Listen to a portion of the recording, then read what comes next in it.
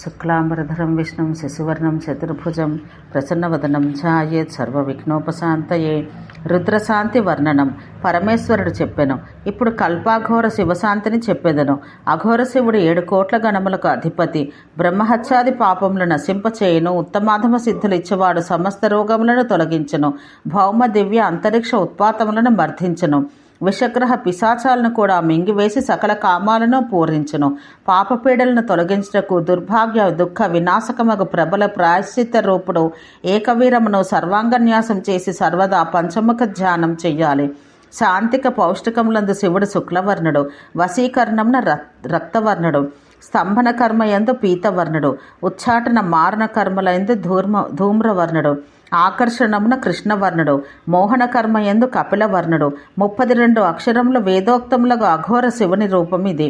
అందుకే అట్టి అఘోర శివుని పూజించాలి. ఈ మంత్రాన్ని 30 లక్షలు జపం చేసి గుగ్గులు మిశ్ర ఘృతంతో దశాంశ హోమం చేస్తే సాధకుడు మంత్రసిద్ధి పొంది సిద్ధార్థుడగును. అతడు అన్నీ సాధించగలడు. అఘోర మంత్రాన్ని మించి భుక్తిముక్తి ప్రదమగు మరి ఒక మంత్రం లేదు. దీన్ని జపించుటచే ఆ బ్రహ్మచారి అగును. అస్నాతకుడు స్నాతకుడగును.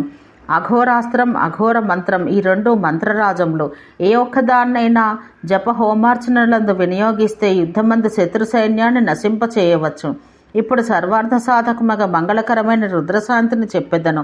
పుత్రప్రాప్తి, గ్రహబాధ నివారణ, విషవ్యాధుల వినాశం, దుర్భిక్ష మహామారి, శాంతి దుస్వప్న నివారణం, బలరాజ్యాది ప్రాప్తి, రిపు వినాశనం. వీటిని సాధించుటకు రుద్రశాంతిని ప్రయోగించాలి. వృక్షం అకాలమున ఫలించినను సమస్త గ్రహబాధలు తొలగించుటకు కూడా దీన్ని ప్రయోగించాలి. పూజనమందు మంత్రాంతమున నమః చేర్చాలి. హోమమందు స్వాహ చేర్చాలి. తృప్తి యందు వషట్, పుష్టికరమయందు వౌషట్ చేర్చాలి.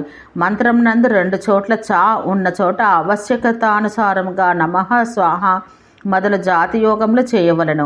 ఓం రుద్రాయ మొదలు అవికృత రూపాయ వరకు మూలోక్తం రుద్రశాంతి మంత్రం. ఉత్తరపర్తి కమలదళమున నియతి తత్వం, పశ్చిమ కమలదళమున కాలతత్వం, నైరుతి దళమున మాయాతత్వం ఉండను. వీటి యందు దేవతలను పూజించాలి. ఏకపింగళాయ, శ్వేతపింగళాయ, కృష్ణపింగళాయ, మధుపింగళాయ నమః అని నియతి తత్వమందు పూజించాలి.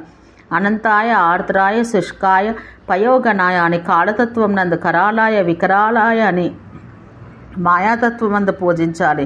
దక్షిణ దళం నందున విద్యాతత్వమున సహస్ర శీర్షాయ మొదలు సహస్రలింగాయ వరకు చెప్పి పూజించాలి.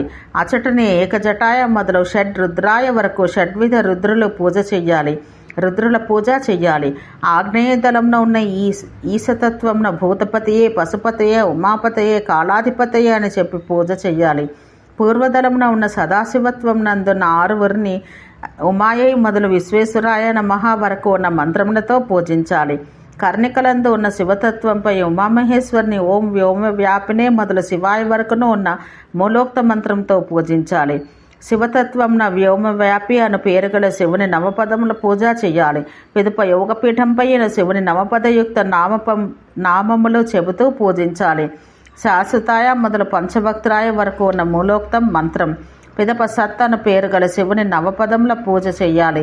పిదప యోగపీఠంపై శివుని నవపదయుక్త నామములు చెబుతూ పూజించాలి.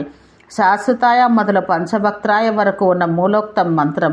పిదప సత్ అను పేరు గల పూర్వతల మందు అఘోర హృదయాయ మొదలు జ్యోతి రూపాయ వరకు మూలోక్త మంత్రంతో శివుని పూజించాలి. ఆగ్నేయమందున్న కాళతత్వమందు, దక్షిణం నందున్న విద్యాతత్వం నందు పరమేశ్వరాయ మొదలు తేజ వరకు ఉన్న మూలోక్త మంత్రంతో పరమేశ్వరిని పూజించాలి. నైరుతి అందున్న కాళతత్వమందున్న, పశ్చిమ దిక్కునందున్న కాళతత్వమందును ఓం ధృ మొదలు సుఖప్రద వరకు ఉన్న మూలోక్త మంత్రంతో పూజించాలి.